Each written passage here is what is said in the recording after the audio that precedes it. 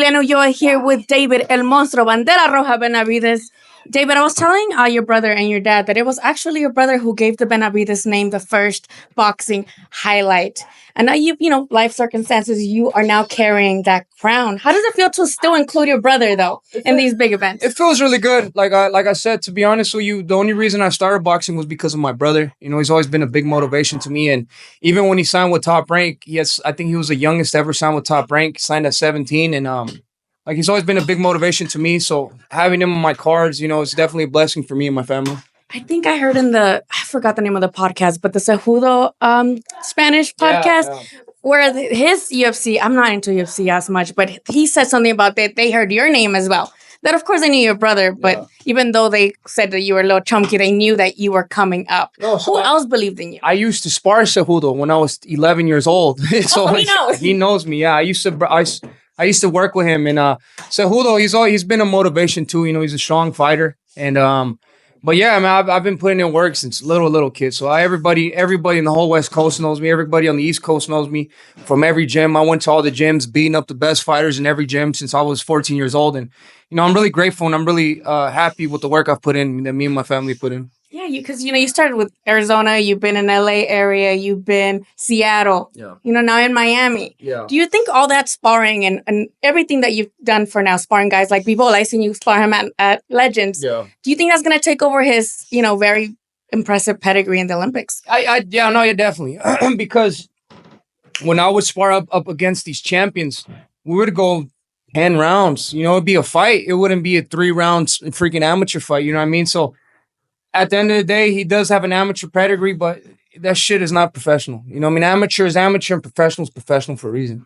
And I think that's something that people notice. They say, you got the experience, but I think they forget that you're young too. It's just we've seen you a long time. I think I'm only a year older than David Morrell, you know what I mean? So, I don't know. They just try to take everything that they have an advantage and that. But it really doesn't matter. At the end of the day, I know what I could do. I know what I've done. And I know where I'm headed.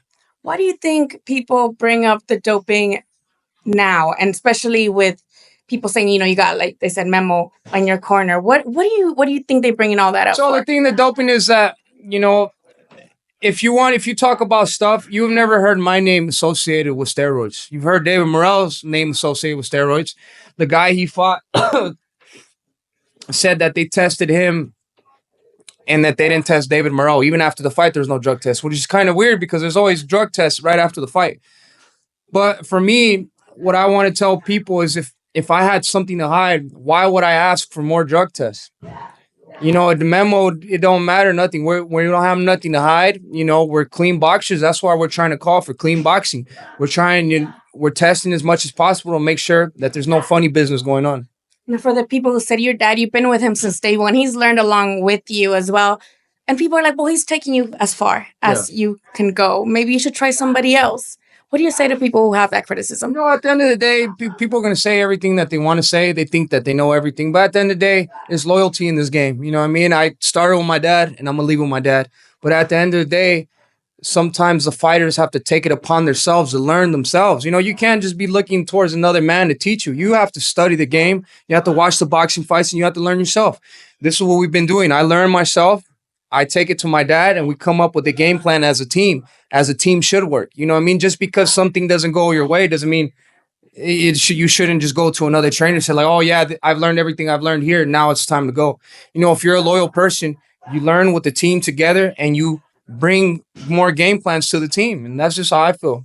You both went the distance in your last fights, but you had a former long-reigning WBC champion. How do you think, you will get to him? Do you think you'll get him in the first half of the fight, or do you think that you want to punish him and kind of teach him a lesson? No, I'm definitely going to punish him. But as for when it's going to end, I don't think like that. I'm thinking I'm just going in there and I'm gonna do my game plan.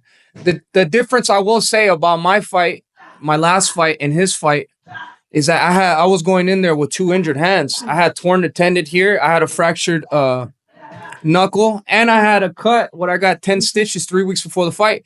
So I was already going through a lot of adversity, and the fighter I went up against was way better than the fighter he went up against.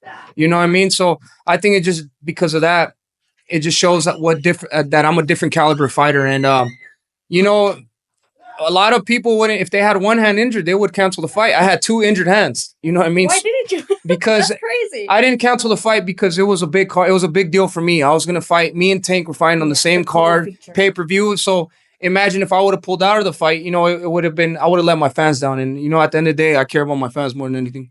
Lastly, unfortunately, I don't think as long as you or him retire, people are always going to keep asking you and Canelo about each other. Yeah. Even though you kind of don't have anything to do with it. But what I found funny is that now that you have your son, you know, throwing hands up there and Canelo has posted his son, people are saying his son versus your son. Do you think that would be maybe if he does end up fighting you, that could be kind of like a Eubank thing where your sons face each other? I think so. I think that would be cool. I think, you know, I don't know. We kind of just we got to see where things head. You know, I think maybe the fight with me and Canelo is possible. Not now, but in the future. But definitely if we could get both of our kids to fight, that would be cool as well. All right. Thank you, David. I appreciate you.